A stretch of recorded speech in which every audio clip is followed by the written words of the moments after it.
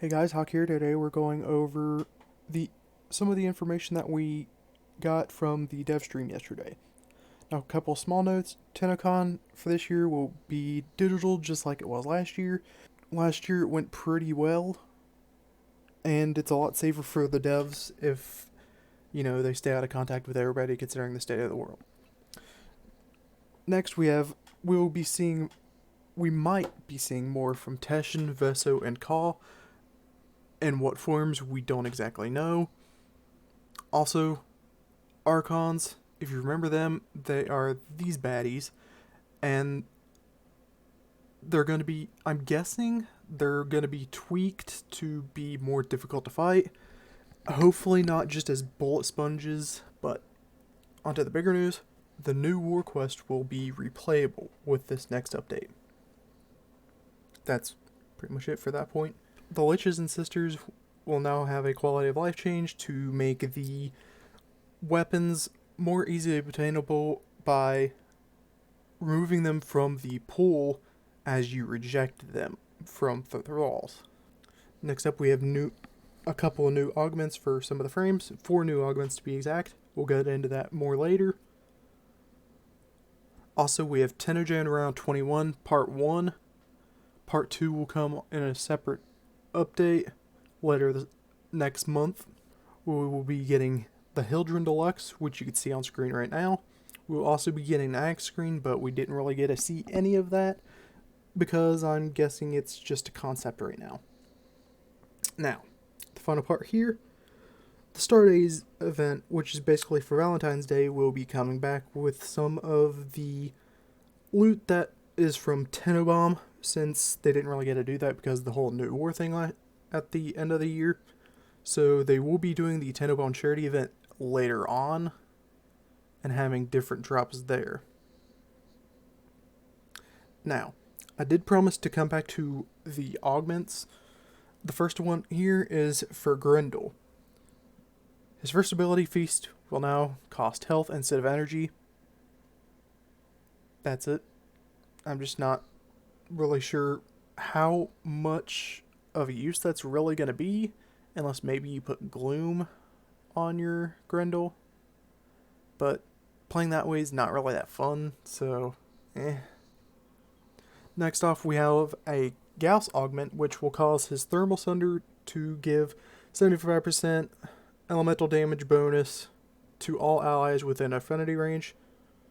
Now, the thing is, Thermal Sunder is elemental damage. So, if that count towards the next cast, that could be really useful. Even more useful if it scales off of strength. Now, these next two, again, I really don't think they might be that useful, but who knows? We'll see.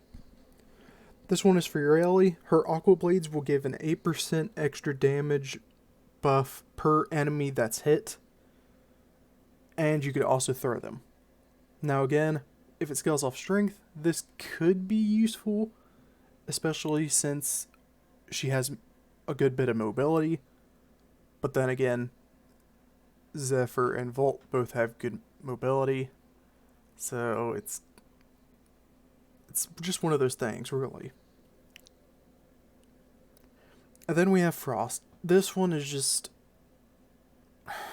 this is just disappointing.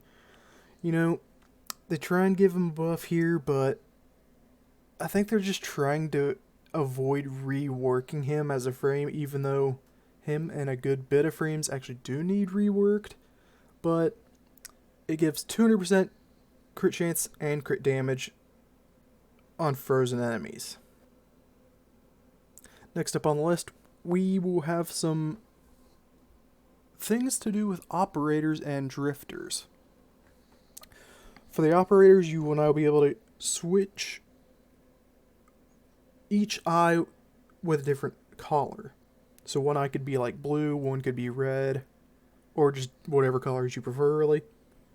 Also, the drifters might be able to end up having facial hair.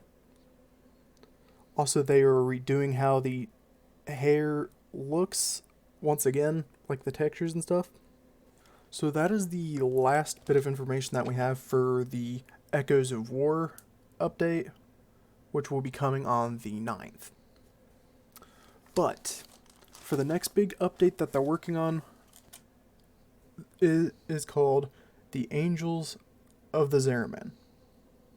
Now this one is the next big update for the game, which we will be getting more information on in the next Devstream of February.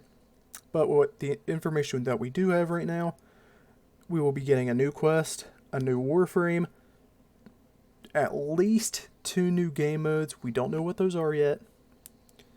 And we will be having Augments enemies reworked. Next up here, we have 16 of the unused augments are being reviewed. That way maybe they can try and fix them to see, maybe make people use them more. We will also be getting the Valkyrie Deluxe, which personally I'm not really a fan of, making my Valkyrie kind of buff, but to each their own, right? We'll be getting a Grendel Lunar New Year skin, which looks very, very good. And the last 2 points, Zaku's deluxe concept art is here, with the Duviri aesthetic and the theme broken pottery.